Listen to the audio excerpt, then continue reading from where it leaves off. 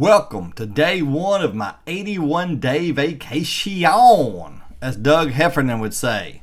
Yes, I'm off the next 81 days from school. Hey, it's May 25th, 2024, 7:25 a.m. And somebody sent me a link to this article, but I haven't read it yet. I figured we could read it together. And I would put a link to the article in the description of the video, but every time I do, no matter what that link is, YouTube sends me an email that says, "Okay, you goofy bastard, you've provided a link to a bunch of nonsense or spam or stuff we don't allow, so cut it out. Don't do it again." And but anyway, I may do it anyway. I don't know, because so far they always say that they're not going to beat me or anything or suspend me. They just say they want me to know that I'm ignorant and I'm not allowed to do that. Okay, let's see what it says. EVs and hybrids are twice as likely to hit pedestrians as gas cars, study shows. Again, I haven't read this yet. You can find this like I did, because he sent it in the place I didn't want to open here for the video, so I just searched into DuckDuckGo EV times free press. No, Chattanooga times free press. EVs and hybrids are twice as likely. And that's all I hit, and I found it right off the bat. Okay. There's one of those evil electric cars right there. EVs in the U.S. are required, as of last year, to make a sound at low speeds to alert pedestrians. Let me tell you this. The Chevy Spark I used to have did not make a noise. I loved it. It was absolutely quiet. The Boat, when I got it made a noise under like 10 miles an hour, and I thought it was a stupid sound. I hated it. I did a search and took the fuse out that made that noise. Some people actually disconnected the microphone, external microphone. I did that, and after I did it, I got to thinking, if I were to hit somebody now, even if they were like a normal person, and normal anymore means looking down at your cell phone when you cross the street like some kind of a moron, if I were to hit them and it was 100% their fault, their lawyer would twist it around and say it was my fault because I deactivated a safety feature that the manufacturer saw fit to put on the car. And you lawyers out there know that's right. And some of you lawyers right now are saying, yeah, and they should. And some of you lawyers are saying, no, it's going to happen, but the guy was looking down and wasn't even looking. But then you're going to argue that if it made a noise, they would have looked up. Well, if you're dumb enough to cross the street without looking, it's on you in my opinion, but I'm not a lawyer. But anyway, I will never do that again. Never do it again, just to protect myself from litigation. And I'm what some lawyers call litigation proof. Litigation proof in the law game, from what I understand, means that you're poor and they'll never get any money. But I'll still get sued. I don't know why people sue if they know they're not getting money. The lady that hit me and took my leg, she was dirt poor. She was litigation proof. I never sued her. Why would I? I would never have gotten anything. And a lawyer would not have taken it, contingent on them being paid later, because they knew they would never get anything. But anyway, let's read. Young children are trained to stop, look, and listen before they cross the street unless they have a cell phone in their hand. And then it's okay to just keep walking because the cell phone's more important. In the electric car age, parents might want to put extra emphasis on the word listen. And put your cell phone down. Pedestrians are twice as likely to be hit by an electric or hybrid car than by a vehicle that runs on gasoline or diesel, according to a study released Tuesday by researchers in London. While crash statistics aren't yet robust enough to reach scientific conclusions on the reasons, the researchers hypothesize that the relatively quiet operations of an electric vehicle is the key factor. Pedestrians in noisy urban areas were almost 3 times as likely to be hit by an electric or hybrid car. Lead researcher Skillett at the London School of Hygiene and Tropical Medicine told the Times the study is not intended to be anti-EV. Good. Electric cars are definitely a thing for the future. They are a wonderful way to reduce air pollution. But we must mitigate the danger to pedestrians. EV drivers need to be extra cautious of pedestrians. Every driver needs to be extra cautious.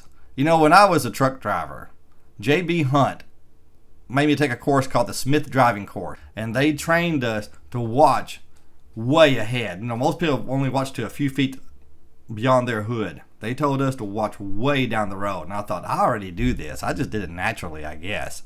But I usually watch, I don't know how far, I'm just guessing, at least 50, 60, 100 yards down the road at all times without losing focus of right in front of me.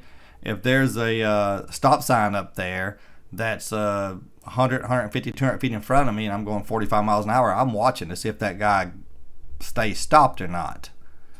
And when I was on my motorcycle, I even watched farther. Unfortunately for me, the lady at the stop sign thought there was an empty spot between two vehicles, but I was there. So she floored it and she hit me. Okay, back to this. Research on the effect of electric vehicles on public safety is scarce, not just for cars and trucks, but electric bicycles, scooters, and other forms of electric transportation. But as the EV market grows, the subject is attracting more attention. What do you mean as the EV market grows? According to a lot of people, everybody hates these evil electric cars. I see headlines all the time. Nobody wants evil electric. Nobody wants these pieces of crap. They aren't selling. They're piling up with that fake picture from China. New EVs rotting in the sun. So what do you mean the market is growing? This is fake news. The last notable study was published in 2009 by the National Highway Traffic Safety Administration with results similar to Edwards. The safety problem the NHTSA study said was especially prevalent at low speeds. The growing epidemic of pedestrian distraction was outside the researcher's purview, but Edwards said it's likely a contributing factor. I'm sure there would be an effect because people are too busy looking at their iPhones as they step into the road. Yes, there you go. There you go. Put down your freaking phone. If you insist on using your phone when you're in the car at a red light, get a Nero. You know why? Because in my Nero, if I'm behind somebody, red light, stop sign, whatever, and they take off, it beeps at me. And a thing pops up on the dash that says, okay, moron, let's go. The car in front of you is moving. Hello? Come on, let's go down the road. That's what it says. And as a matter of fact, it's kind of irritating because it's like a backseat driver. It starts beeping and giving me that signal about 3/4 of a second after they start moving. It's too fast. But yeah, if you're going to insist on getting your stupid phone out every time you stop at a red light, then you need to get a Nero. Okay. Congress passed a law in 2010 to require that electric cars traveling below 19 miles per hour emit a sound loud enough to warn pedestrians, but it took 13 years for NHTSA, which tends to take its time addressing public safety issues, to put the law into effect. Similar laws in Europe were implemented in 2019. The British study published in the Journal of Epidemiology and Community Health, I know that word, but epidemiology and community health, looked at crash statistics across England, Scotland, and Wales from 2013 to 2017. Edwards said he intends to conduct another study with data from 2019 onward to test the effect of the pedestrian alert technology. Now, a lot of cars now also have automatic braking if some goofy bastard steps out in the street, without looking. I did this once. This reminds me. I can't believe I almost forgot. I didn't almost forget about it. I can't believe I almost didn't talk about it. When I was an ignorant urchin, I was about 12, 11, probably 10 or 11, maybe 12. There was a 16-year-old hanging out with me and my brother. And believe me, I would have never allowed my son to hang out with this guy, ever. But I don't want to get into too much of this, but I did not have a typical childhood. I was pretty much a orphan in name only, not officially. But I would have been suspicious if my 11-year-old want to hang out with a 16-year-old anyway, or 12-year-old. And then this guy, I certainly would not have allowed it. But I was allowed to do whatever I wanted. There were no rules in my house. And so anyway, I was hanging out with him, and man, I was impressed. A 16-year-old wanted to hang out with me. Very impressed.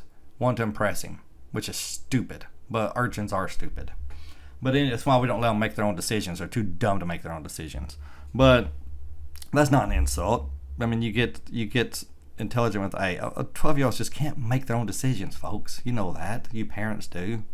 But anyway, I was getting ready to cross the street, Johnson Avenue in Jonesboro, where the Salvation Army used to be, if y'all folks are from around here. And for some reason, I was on my bicycle. We all were. I decided not to look. And I thought in my mind, honestly thought in my mind, this guy is going to think I'm tough by not looking when I cross the street. I was even dumber than your average 11 or 12-year-old. Even most 11, 12-year-olds aren't that dumb. I don't know what was wrong with me. I've never done that before. And guess what? There was a truck coming down the road delivering a new manufactured home. Luckily, he was able to swerve, but the trailer swung around and hit me. It knocked me off my bicycle. And miraculously, just scars and scratches. They took me to the hospital to be x-rayed. One of the dumbest things I've ever done in my life. But yeah, you have to be really careful because some stupid, ignorant kid, even without a cell phone maybe, is going to walk out in front of you trying to impress a 16-year-old. I doubt any other kid on earth is that dumb. I was dumber than your average kid, believe me. But I thought he'd... boy.